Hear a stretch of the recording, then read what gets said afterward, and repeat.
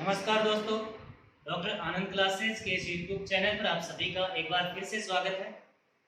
पिछले वीडियो में हमने चौहान वंश की उत्पत्ति से संबंधित मत और चौहान वंश का प्रारंभिक शासन क्षेत्र, जहाँ जहाँ पर उन्होंने शासन किया और उनकी कैसी शाखाएं चली, कहाँ कहाँ तक चली, उन सब का अध्ययन किया है। आज हम चौहान वंश की एक शाखा अजमेर के चौहान, जो कि सबसे प्रसिद्ध शाखा है, इसको शुरू करेंगे। उससे पहले हम एक छोटा सा डायग्राम बनाते हैं। हम एक बनाते हैं कि यहाँ पर कौन कौन शासक थे जिन्होंने शासन किया।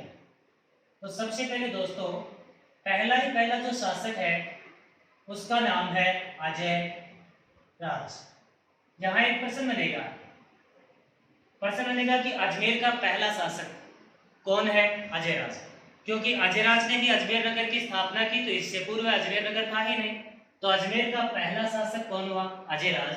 अजय राज के बाद में अगर हम बात कर रहे हैं भाइयों, तो अजय राज के बाद में जो दूसरा शासक है उसका पुत्र, अजय राज का पुत्र, नाम उसका अर्णोराज। अर्णोराज या उनको जाना जाता है आना जी के नाम से। अर्णोराज या आना जी के नाम से उनको जाना जाता है।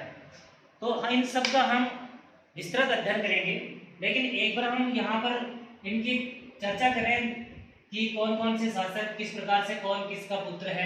ये कंफ्यूजन वाला सिस्टम है, उसको क्लियर करना चाहते हैं। थोड़ा ध्यान से देखेंगे, आराम से क्लियर हो जाएगा। तो अर्णोराज जो था, इस अर्णोराज के 3 पुत्र थे।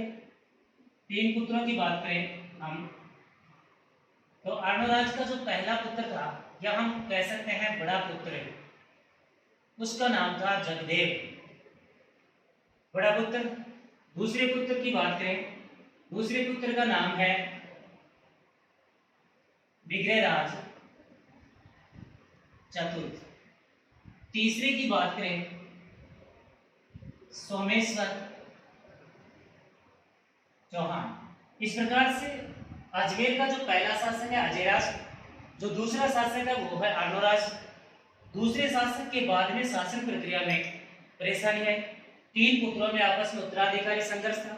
तो देखिए, जगदेव जो थे, ये जगदेव, इस जगदेव ने अपने ही पिता की हत्या की। इसलिए जगदेव को पितृहंता के नाम से जाना जाता है। इस जगदेव को कहा जाता है पितृहंता। इसने अपने पिता की हत्या की और हत्या करके शासक बना। पर आपको क्या लगता है कि जो व्यक्ति या जिस व्यक्ति ने अपने पिता की हत्या की हो और वो शासन कर लेगा, यानी कि उस साम्राज्य की, उस क्षेत्र की जो लोग हैं, जनता है, वो इनको स्वीकार नहीं करेगी। तो इसका मतलब ये शासन प्रक्रिया अर्णोराज से जगदेव के पास आई, और जगदेव से कहां से देगी? विग्रहराज चतुर्थ के पास। विग्रहराज चतुर्थ शासक बने। शासक बनने की कुछ साल बाद विग्रहराज चतुर्थ चले गए, तो नंबर किनका आना चाहिए था? सोमेश्वर का। किंतु सोमेश्वर का नंबर न आते हुए और विग्रहराज चतुर्थ का पुत्र शासक बना। विग्रहराज चतुर्थ का जो पुत्र है उसका नाम है अपरांगे। विग्रहराज चतुर्थ के पुत्र का नाम क्या है भाइयों? अपरांगे। तो दोस्तों, अपरांगे जो है वो शासक बने, लेकिन वो भी एक कमजोर शासक थे। इधर हम बात करें, जगदेव का भी एक पुत्र था। जगदेव का जो पुत्र था उसका नाम था पृथ्वीराज सेकंड। पिछले वीडियो में हमने देखा था पृथ्वीराज फर्स्ट के ही प्रथम के ही पुत्र अजयराज थे, और अजयराज ने अजमेर में या अजमेर नगर की स्थापना की, अजमेर में चौहान वंश की स्थापना की। अब अपरांगे को पराजित करके पृथ्वीराज द्वितीय शासक बना, किंतु कुछ वर्षों के बाद पृथ्वीराज द्वितीय भी निसंतान मारा गया। कुछ वर्षों के बाद जब पृथ्वीराज द्वितीय निसंतान मारा गया, तो अब सत्ता कौन चलाए? तो सत्ता चलाने की बदली बचा हुआ है विग्रहराज चतुर्थ का भाई सोमेश्वर या पृथ्वीराज द्वितीय का चाचा सोमेश्वर। लेकिन जब ये शासक बन रहे थे जगदेव के बाद विग्रहराज चतुर्थ के बाद अपरांगे के बाद पृथ्वीराज द्वितीय। तो सोमेश्वर को लगा कि शायद अपनी बात नहीं बनेगी, इसलिए सोमेश्वर क्या है? सोमेश्वर गुजरात चला गया। गुजरात के शासक उस समय हुआ करते थे, शासक का नाम था कुमारपाल। चालुक्य वंश के शासक कुमारपाल के अधीन सेवा देने लगे। तो हम बात करें दोस्तों सोमेश्वर चौहान जब सत्ता से सुलझ गए तो सोमेश्वर चौहान को आमंत्रित किया गया। सोमेश्वर चौहान अजमेर के शासक बने, लेकिन ये भी ज्यादा दिन नहीं रह पाए क्योंकि उस समय वृद्धावस्था में। सोमेश्वर चौहान के पुत्र शासक बने, उनका नाम है पृथ्वीराज तृतीय। सोमेश्वर चौहान के पुत्र पृथ्वीराज तृतीय हम जानते हैं विश्व प्रसिद्ध शासक हैं और भारत में बहुत ही प्रसिद्ध उपलब्धियां रही है। आसपास के अनेक शासकों को इन्होंने अपने अधीन किया और उस समय इनको माना जाता है भारत के अंतिम हिंदू शासक। इस प्रकार से हम बात कर रहे थे, ये एक सिस्टम है। अब पृथ्वीराज तृतीय के पुत्र थे, उनका नाम था गोविंद राज। तो पृथ्वीराज तृतीय के समय मोहम्मद गोरी का आगमन हुआ था और तराइन के 2 युद्ध हुए थे। हम ये जानते हैं तराइन के द्वितीय युद्ध में चौहान सत्ता की समाप्ति हो गई थी, किंतु मोहम्मद गोरी की अधीनता में गोविंद राज ने शासन करना स्वीकार किया। यही गोविंद राज आगे चलकर पहुंचे रणथंभौर, क्योंकि पृथ्वीराज का एक और भाई था, उसका नाम था हरिराज। गोविंद राज को हरिराज जो है वो बार बार परेशान करता रहा। इससे परेशान होकर गोविंद राज जो है वो रणथंभौर चले गए। रणथंभौर में चौहान वंश के संस्थापक कौन बने? गोविंद राज। अजमेर में चौहान वंश के संस्थापक कौन बने? अजयराज। तो मित्रों, अब हम ये तो एक डायग्राम है, हम पढ़ना चाहेंगे, एक एक शासक को पढ़ेंगे, कौन शासक कितने समय तक शासन किया और क्या उसकी उपलब्धि है। तो सबसे पहले हम पढ़ते हैं दोस्तों अजयराज। अजयराज एक प्रसिद्ध शासक है, अभी तक के चौहान शासकों में सबसे शक्तिशाली शासक माना जाता है। हम अजयराज को पढ़ रहे हैं दोस्तों। अजयराज का कालक्रम, क्योंकि हम पिछले वीडियो में बात की कि अजयराज के बाद के सभी शासकों का निश्चित कालक्रम होगा, तो अजयराज का कालक्रम 1113 से 1133 तक माना जाता है। 1113 से 1133 तक। एक एक बात कर लेते हैं अजयराज की। अजयराज की पहली बात करें हम, सबसे पहले बात यह है अजयराज अजमेर का पहला शासक। क्यों? क्योंकि हम जानते हैं अजमेर नगर की स्थापना ही किसने की थी? अजयराज ने। जब नगर ही नहीं था तो उससे पहले शासक होने की कोई संभावना नहीं है। अजयराज से पहले जो ये वंश था वो शाकंभरी में था, तो अजयराज से पहले कुछ शासकों के आक्रमण होने लगे थे, जैसे चालुक्यों से संघर्ष शुरू हो गया, परमारों से संघर्ष शुरू हो गया। तो सुरक्षित स्थान की खोज में अजमेर नगर की स्थापना की। तो हम कहेंगे अजमेर का पहला शासक। अजयराज की दूसरी बात करें, अजयराज ने 1113 में अजमेर नगर, कौन सा नगर भाई? अजमेर नगर की स्थापना की। स्थापना की है तो उसको कोई स्थापना करके थोड़ी छोड़ना है। स्थापना की और उसे अपनी क्या बनाया? राजधानी। अभी हम देख रहे थे शुरुआती तौर पर शाकंभरी के चौहान शासकों की राजधानी देख रहे थे, वो थी अहिच्छत्रपुर। इस समय चौहानों की राजधानी अजमेर है, इसलिए इनको अजमेर के चौहान शासकों के रूप में गिना जाता है। नेक्स्ट बात करें, 1113 में अजयराज ने अजयमेरु दुर्ग का निर्माण करवाया। तो इतने बड़े निर्माण अभी तक किसी भी शासक ने नहीं करवाए थे। सभी शासक कोई मंदिर या छोटे मोटे काम, इन्होंने 2 बड़े काम किए, अजमेर नगर की स्थापना और साथ में अजयमेरु दुर्ग की स्थापना। ये जो अजयमेरु दुर्ग है ये है अजमेर में। हम बात करते हैं, इस दुर्ग को कुछ नामों से जाना जाता है। तो क्या क्या है वो नाम? बात करें अजयमेरु दुर्ग के नामों की, तो अजयमेरु दुर्ग का पहला नाम है, सबसे प्रसिद्ध नाम, तारागढ़। दूसरा नाम है गढ़डीथड़ी। तीसरा नाम है राजपुताने की कुंजी। और कहा गया है राजस्थान का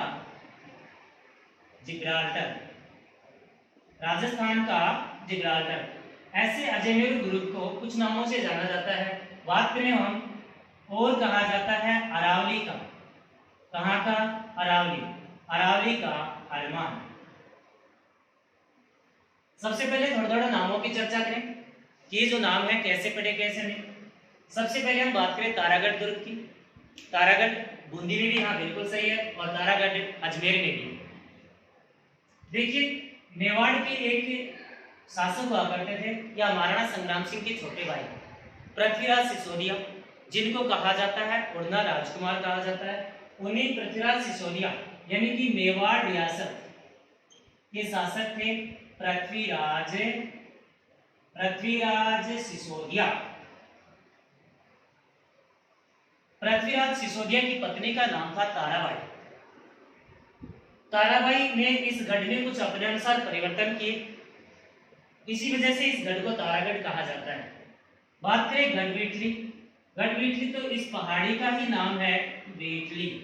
एक विचारधारा यह भी है कि जिस समय शाहजहां का शासन था उस समय शाहजहां ने इस दुर्ग की सुरक्षा के लिए इस दुर्ग का द्वारपाल विठल दास को बनाया था, और वो विठल दास ने भी अपने अनुसार दुर्ग में छोटे मोटे कार्य करवाए, इसलिए गढ़वेटली पड़ा। राजपुताने की कुंजी। राजपुताने की कुंजी कहने वाले इतिहासकार colonel James Tod. Colonel James Tod ने इस दुर्ग को राजपुताने की कुंजी कहा है। क्यों कहा है? क्योंकि इस दुर्ग पर राजस्थान में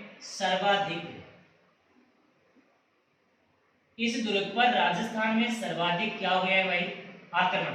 सर्वाधिक आक्रमण, और वो भी आंतरिक आक्रमण। सर्वाधिक आंतरिक आक्रमण, इसलिए वो कुंजी है। राजस्थान का जिब्राल्टर कहने वाले विद्वान यहीं से प्रश्न बनते हैं, किसको क्या नाम किसने दिया, ये प्रश्न बनते हैं। राजस्थान का जिब्राल्टर कौन कहता है, क्यों कहता है? राजपुताने की कुंजी कौन कहता है? अरावली का अरमान। अरावली के ऊपर बना हुआ है, अरावली में ऊंचाई पे, तो अरावली का अरमान कहा गया। राजस्थान का जिब्राल्टर विशेषतः ने कहा है। दुर्ग में सर्वाधिक आंतरिक आक्रमण है। बात और करें, इसी दुर्ग में रूठी रानी। कैसी रानी भाई? रूठी रानी। सभी जानते हैं इतिहास में रूठी रानी के नाम से प्रसिद्ध जो रानी थी उसका नाम था उमादेवी। राठौड़ वंश के राजा मालदेव की पत्नी थी और जैसलमेर की राजकुमारी थी। विवाह के पहले ही दिन किसी बात पर अनबन हुई, वो हम चर्चा करेंगे उसी टॉपिक में, और छोड़कर सदा सदा के लिए चली गई। तो रूठी रानी उमादेवी का महल है या उन्होंने यहाँ पर जीवन बिताया था। दुर्ग में मीरान शाह की दरगाह है। सूफी संत है मीरान शाह। इस मीरान शाह की दरगाह स्थित है दुर्ग में। दुर्ग में घोड़े की मजार है। घोड़े की मजार, ऐसे कहा जाता है या मान्यता है कि घोड़े के इस मजार पर दाल चढ़ाने से लोगों की मान्यता या लोगों की मांग जो है वो पूरी होती है। उसके अलावा हम बात करें, इस दुर्ग में 14 बुर्ज हैं। बाह्य आक्रमण के समय सिपाहियों को छिपकर आक्रमण करने की जो व्यवस्था है वो बुर्ज है। ऐसे बुर्ज हैं 14, और दुर्ग में कहा जाता है कि 5 जलाशय हैं। अब 5 जलाशय में जो पहला जलाशय है ना, या एक जलाशय मारवाड़ के राठौड़ शासक मालदेव के द्वारा बनवाया गया। क्यों बनवाया गया हम सब जानते हैं, क्योंकि उनकी पत्नी यहाँ पर निवास करती थी। तो छोड़कर चली गई तो कोई बात नहीं, वापस तो आ ही सकती है, जिंदा रहेगी तो कभी न कभी आ ही जाएगी, इसलिए वहां पर पानी वानी की व्यवस्था करवाई गई। नहीं तो कल को कोई ताना मारे कि इतने बड़े शासक की पत्नी पानी की तलाश में ही मर गई, खाना पाने। इस वजह से इस दुर्ग के अंदर ऐसी कुछ बातें हैं। तो अजयराज ने, आपने देखा होगा, 2 बड़े काम करवाए हैं, अजय नेहरू दुर्ग और अजमेर नगर की स्थापना। इस वजह से अजयराज के काल को, हम तीसरी बात करें, अजयराज के काल को चौहान वंश में निर्माण काल कहा जाता है। जैसे चौहानों का निर्माता अजयराज, जैसे चौहानों का संस्थापक वासुदेव चौहान, जैसे चौहानों का स्वर्ण काल विग्रहराज चतुर्थ। अलग अलग नामों से अलग अलग प्रश्न बनेंगे। हम इन्हीं अजयराज की और बात कर रहे हैं कि अजयराज के काल में और क्या क्या हुआ। अजयराज के काल में कुछ सिक्के बने। सिक्के तो लगभग सभी राजाओं के काल में बने, लेकिन विशेष बात है चांदी, और तांबे के सिक्के बने, चांदी और तांबे के। ये जो चांदी और तांबे के सिक्के थे, इन सिक्कों पर एक तरफ लिखा हुआ था श्री अजय द्रुम, श्री अजय द्रुम, और सिक्कों पर दूसरी तरफ लिखा था रानी सोमलेखा। रानी कौन भाई? सोमलेखा। अगर इसको हम देखेंगे तो अभी तक के इतिहास में ये पहली ऐसी रानी है जिसका नाम सिक्कों पर आया। जैसे भारतीय इतिहास में बहुत सी ऐसी रानियां हैं जिनका नाम सिक्कों पर चलता है, पर राजस्थान के इतिहास में पहली रानी सोमलेखा, जो अजयराज की पत्नी है इसीलिए वो सिक्कों, दूसरे की पत्नी का नाम तो क्यों लिखवाएंगे। तो रानी सोमलेखा राजस्थान की प्रथम रानी जिनका नाम सिक्कों पर आया। सिक्के थे चांदी और तांबे। नेक्स्ट बात करें अजयराज के काल में और क्या घटना घटी। अजयराज के काल में जैन धर्म के दो भाग, जैन धर्म के दो भाग, एक भाग का नाम है श्वेतांबर और एक का नाम है दिगंबर। श्वेतांबर और दिगंबर इन दोनों भागों में शास्त्रार्थ हुआ करते थे। इनके काल में इन दोनों भागों में शास्त्रार्थ हुआ करते थे। इन शास्त्रार्थों की अध्यक्षता अजयराज ने की। शास्त्रार्थों की अध्यक्षता किसने की? अजयराज ने। इसलिए हम कह सकते हैं कि अजयराज एक शक्तिशाली शासक होने के साथ साथ अजयराज एक बहुत बड़ा विद्वान था, इसीलिए शास्त्रार्थों के अध्ययन करता। नेक्स्ट बात करते हैं अजयराज की। अजयराज के काल में ही परमार और चौहान वंश का संघर्ष शुरू हुआ। जैसे हम बात करते थे विग्रहराज द्वितीय के काल में चालुक्य चौहान संघर्ष, तो अजयराज के काल में परमार और चौहान संघर्ष। अजयराज के काल में परमार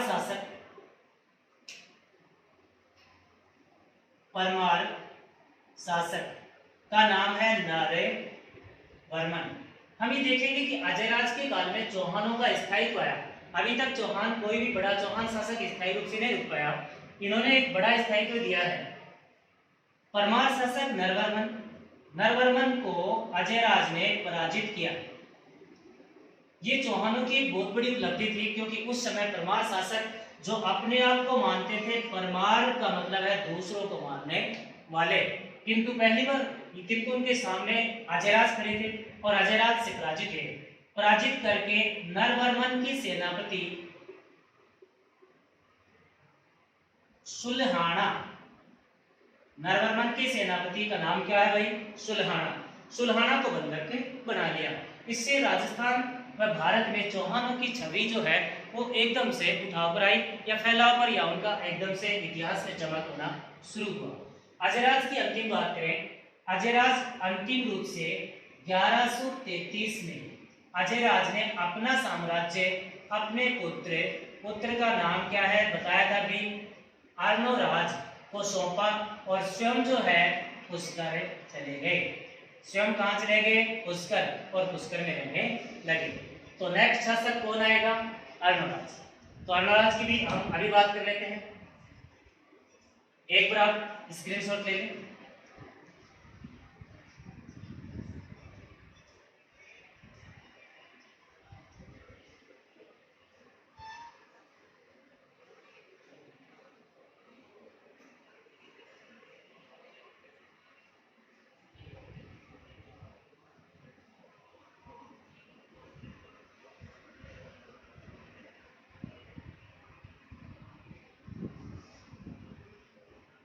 हाँ तो दोस्तों हम बात करते हैं नेक्स्ट शासक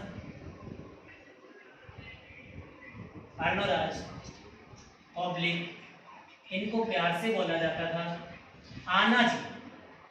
क्या भाई? आना जी। कालक्रम हम बात कर रहे थे, कालक्रम इनका मिलेगा 1133 से लगभग 1153 तक इन्होंने शासन किया। पिता ने भी 20 साल शासन करके साम्राज्य अपने पुत्र को सौंप दिया, पुत्र ने भी 20 साल शासन किया, तो अगला पुत्र चाहेगा कि मुझे भी शासन मिल जाए ऐसे, यानी कि पिता पुष्कर जाते रहे और पुत्र को शासन मिलता रहे, लेकिन नहीं मिला। इस वजह से ही जगदेव ने इनकी हत्या की। पहली बात अर्णोराज की हम बात करें, सबसे पहले अर्णोराज की उपाधि, बड़ी उपाधि प्राप्त है, धारण की है। उपाधि है महाराजा धीराज, महाराजा धीराज। दूसरी उपाधि है परम भट्टारक। एक उपाधि महाराजा धीराज, एक उपाधि परम भट्टारक। नेक्स्ट बात करें तो अर्णोराज के दरबार में दो प्रसिद्ध विद्वान रहा करते थे, जो जैन धर्म के थे। एक विद्वान का नाम था देवबोध और एक का नाम था धर्मघोष। तो मित्रों, हम अर्णोराज की बात कर रहे हैं। अर्णोराज ने बड़ी उपाधि धारण की है महाराजा धीराज और परम भट्टारक। दो उनके धर्म में, उनके दरबार में दो प्रसिद्ध विद्वान देवबोध और धर्मघोष, दोनों ही जैन धर्म के थे। इस बात से हम कह सकते हैं कि धार्मिक रूप से अर्णोराज सहिष्णुता के पालक थे, धार्मिक सहिष्णुता के पालक थे। किंतु हम एक बात पहले से करते आ रहे हैं कि सभी चौहान शासक शैव मत को मानते हैं। कौन से मत को? शैव को। अर्णोराज के काल में बड़ी घटना बात करें कि क्या क्या घटना घटी। धर्मघोष ने आगे जाकर एक छोटी सी बात की। धर्मघोष विग्रहराज चतुर्थ के शासन में भी दरबारी कवि थे और धर्मघोष के कहने पे ही विग्रहराज चतुर्थ ने एकादशी के दिन पशुवध पर नियंत्रण लगाया था या पशुवध को रोका था। ये वो धर्मघोष हैं जो इनके दरबार में भी हैं और विग्रहराज चतुर्थ के दरबार में भी हैं। अर्णोराज के पिता पुष्कर में है, पिता का नाम था अजयराज। तो अर्णोराज ने क्या किया? पुष्कर कहाँ है? अजमेर। पुष्कर में वराह मंदिर का निर्माण करवाया। कौन सा मंदिर भाई? वराह मंदिर। ये जो वराह मंदिर है इसकी हम चर्चा कर रहे हैं। वराह मंदिर प्रसिद्ध विष्णु मंदिर है। अजमेर में पुष्कर में वराह जो मंदिर है वो प्रसिद्ध कौन सा मंदिर है? विष्णु मंदिर। और इस विष्णु मंदिर का निर्माण अर्णोराज ने करवाया। आप देखेंगे अर्णोराज शैव मत का उपासक है। इसने जैन धर्म के दो विद्वान अपने दरबार में रखे हैं और विष्णु का मंदिर बनवा रहा है। इस बात से हम ये जानते हैं कि अर्णोराज धार्मिक रूप से एक सहिष्णु शासक थे, किंतु परीक्षा में प्रश्न आएगा तो शैव मत के उपासक होंगे, शैव मत के उपासक। ये जो वराह मंदिर है इस मंदिर को तुड़वाया गया जहांगीर के द्वारा। जहांगीर के द्वारा इस मंदिर को तुड़वा दिया गया। हम ये जानते हैं कि अकबर के काल में राजस्थान की लगभग सभी रियासतों ने अधीनता स्वीकार की थी, किंतु मेवाड़ रियासत ने अधीनता स्वीकार नहीं की थी। अकबर के जाने के बाद जहांगीर को लगा, उधर महाराणा प्रताप की भी मृत्यु हो गई थी, अकबर की भी, कि अब शायद मैं मेवाड़ को अधीन कर सकता हूँ। इसलिए जहांगीर ने लगभग 3 या 4 अभियान अमर सिंह के ऊपर भेजे, किंतु अमर सिंह भी वीर पिता का एक वीर पुत्र था, उन्होंने भी अधीनता स्वीकार नहीं की। तब जहांगीर सीधे अजमेर गए और हिंदू धर्म पर गुस्सा दिखाते हुए उन्होंने वराह मंदिर को तुड़वाया। इसकी मूर्ति जो है वो पानी में गिरवा दिया। इस मंदिर का पुनर्निर्माण भी हुआ। पुनर्निर्माण समर सिंह ने करवाया था, जो महाराणा प्रताप के छोटे भाई थे। वराह मंदिर के बाद हम बात करें अर्णोराज के काल की एक मुख्य घटना। वो मुख्य घटना 1137 की है। 1137 में अर्णोराज ने एक झील का निर्माण करवाया था। झील का नाम है आना सागर झील। आना सागर झील कहाँ है? अजमेर। आना सागर झील अजमेर में इसका निर्माण करवाया अर्णोराज ने। इसके ऊपर भी कुछ विचार हैं, कुछ बातें हैं। ये जो झील है चंद्र नदी ऑब्लिक बांडी नदी के पानी को रोककर बनवाई गई। इस झील के किनारे बना हुआ है दौलत बाग, वर्तमान में नाम है सुभाष उद्यान। दौलत बाग सुभाष उद्यान, जिसका निर्माण अकबर के पुत्र जहांगीर ने करवाया। नेक्स्ट बात करें, इसी दौलत बाग में बना है बारहदरी। हमें पता होना चाहिए बारहदरी क्या है।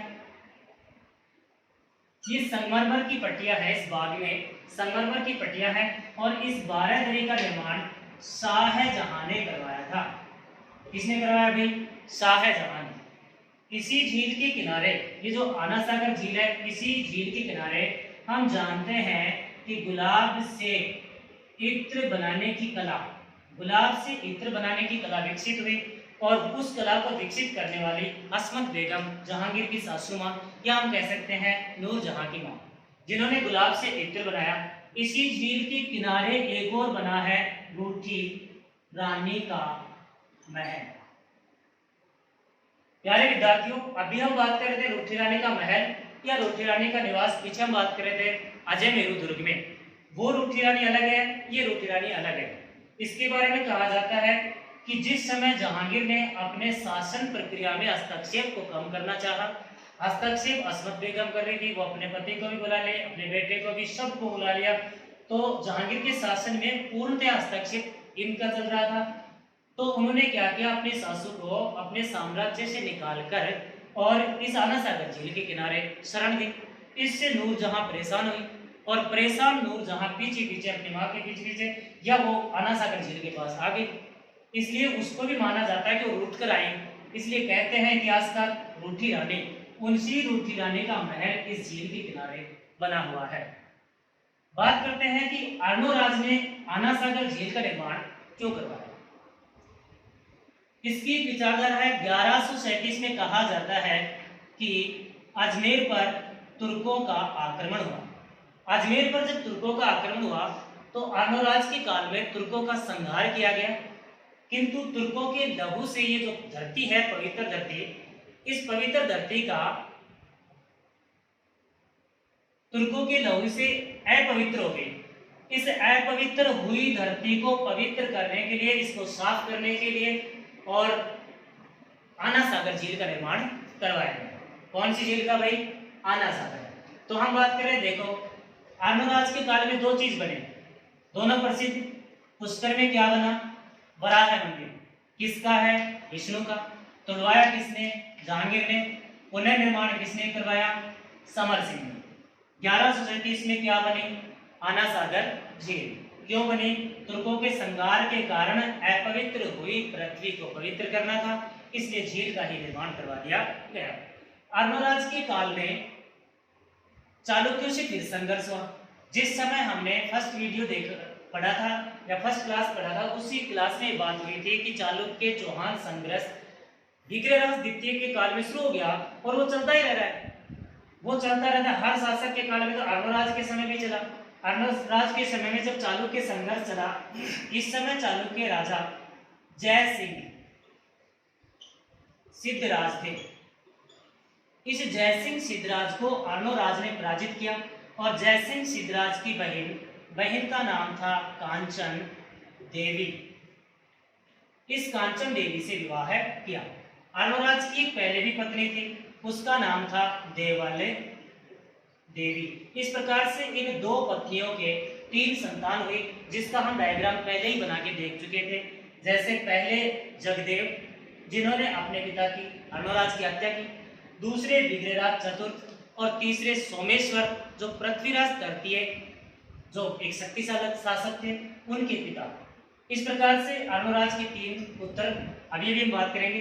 तो अर्नोराज के जो बड़े ही बड़े पुत्र हैं, सबसे बड़े, उनका नाम है जगदेव। जगदेव, इन्होंने देखा, जगदेव ने बात की, भाई जाना कहाँ है? पुष्कर, क्योंकि इससे पहले वाला भी कहाँ चला गया? पुष्कर। अजय राज ने अपना साम्राज्य 20 साल के बाद में अर्नोराज को सौंपा, चला गया, तो ये कह रहा है कि तू भी जा। तो अर्नोराज ने कहा कि ऐसा कोई संविधान थोड़ी है कि 20 साल के बाद में शासन छोड़ दूंगा, नहीं छोड़ूंगा। इस कंडीशन में जगदेव ने अपने ही पिता अर्नोराज की 1153 में हत्या कर दी। इसलिए जगदेव को चौहान वंश में पितृहंता के नाम से जाना जाता है। राजस्थान में लगभग अधिकांश वंशों में कोई ना कोई पितृहंता है, जैसे मिहिर भोज है, जैसे उदा है, जैसे ये है।